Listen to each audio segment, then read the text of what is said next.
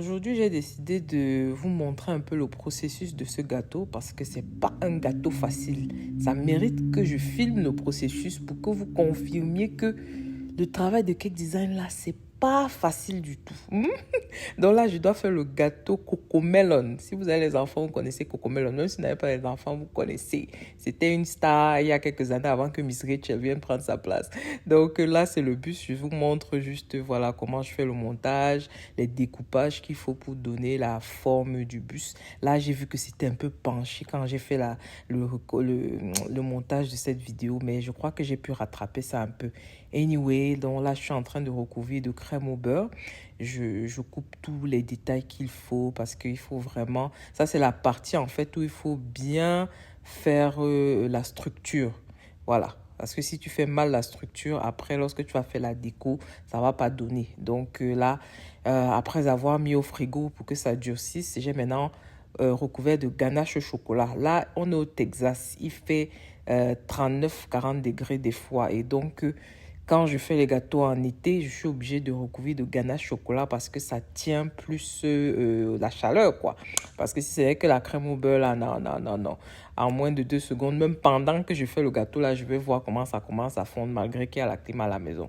Bon, j'ai mis tout au frigo et là, j'ai commencé le vrai travail. C'est quand tu travailles la pâte à sucre. Donc, les gâteaux en pâte à sucre, c'est pas pour rien que ça coûte cher. C'est tellement de travail. Tellement, tellement.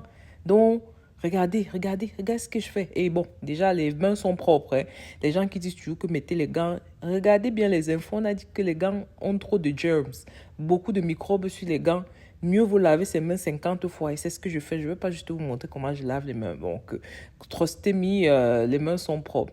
Donc, il y a un travail maintenant avec la pâte à modeler. J'ai dit la pâte à modeler.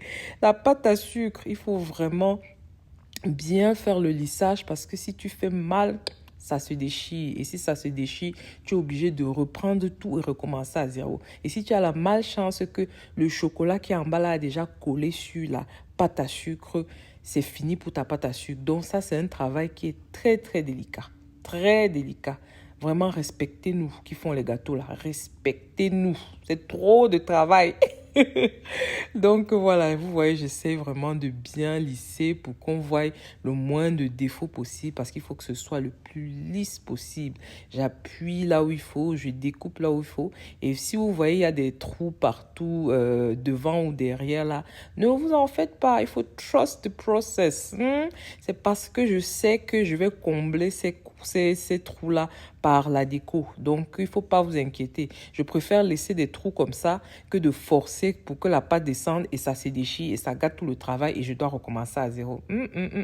On work smart, smart, smart. Là, j'essayais juste de faire quelques indentations, like, on essaie de faire que les bords soient bien pointus, si je peux dire pointus, je ne sais pas comment dire, mais voilà. Donc là, je commence maintenant les décos. Il faut travailler la pâte, prendre les couleurs qu'il faut, rouler, découper et mettre ce qu'il faut là où il faut. Donc là, je m'apprêtais à faire les roues, je pense. Voilà. Ouh, je voulais faire la roue ici. Je n'ai pas réussi à sortir la roue parce que normalement, je dois mettre un peu de graisse. Je ne sais pas comment on appelle ça en français. C'est une sorte de...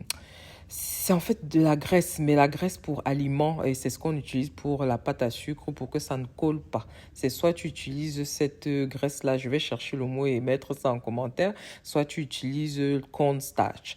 Mais j'aime bien utiliser la graisse parce que cornstarch, là, ça fait comme la farine et ça fait souvent trop de blanc partout. Bref, là, vous voyez, le processus est long, il faut être patient. Si tu n'es pas patient ici, vraiment, mieux tu laisses tomber, tu rentres chez toi parce que il y a trop de détails sur les gâteaux comme ça. Donc là, je suis en train de faire le pare-choc avant, comme vous voyez. Ah, là, je suis même devenue mécanicienne une fois. Donc, mais vous voyez, j'ai recouvert le trou qu'il y avait au début. Donc, vous comprenez comment ça fonctionne. Hein?